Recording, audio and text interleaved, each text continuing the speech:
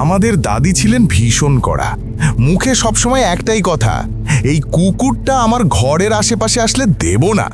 বেচারা ভোলু লেজ ঝুলিয়ে ঘরের বাইরে বসে থাকতো।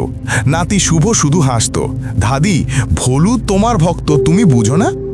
একদিন সকালে শুভ স্কুলে, দাদি পিঁড়ি পেতে খাবার রোদে দিচ্ছেন। ভোলু চুপি চুপি এসে পাশে বসে। দাদি মুখ ফিরিয়ে বলেন, এই ভোলু দূরে যা। কিন্তু ভোলু চলে যেতেই দাদির মুখে এক ফোঁটা হাসি খেলে যায়। বিকেলে ভাত খেতে বসে দাদি ভুল করে ভোলুর সামনে মাংস ফেলে দেন। ভোলু খেয়ে দাদির পায়ে নাক ঘষে।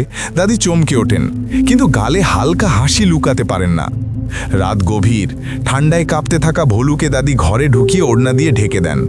পরদিন সকালে শুভ দেখে ভোলু দাদির পাশে ঘুমোচ্ছে। দাদি গম্ভীর গলায় বলেন, রাতটা ঠান্ডা ছিল তাই দয়া করেছি, কিন্তু মুখে দুষ্টু হাসি। দুপুরে শুভ দেখে দাদি ভোলুকে বই বলতে শেখাচ্ছেন। ভোলু ভাও করে চেঁচিয়ে ওঠে। দাদি হেসে বলেন, এই তো একদিন নামাজও শিখে ফেলবি। শুভ ভিডিও করে ফেলে দাদির কুকুর স্কুল। রাতে দাদি ভোলুকে কোলে নিয়ে বলেন, তুই না থাকলে আমার দিন কেমন ফাঁকা লাগে রে। ভোলু তার গাল চেটে দেয়। দাদি হেসে বলেন, এখন তুই আমার নাতি নাকি কুকুর বুঝি না। পেছন থেকে শুভ বলে, দাদি তুমি এখন অফিসিয়ালি ডগ লেডি। যার হৃদয়ে ভালোবাসা আছে সে কখনো একা না।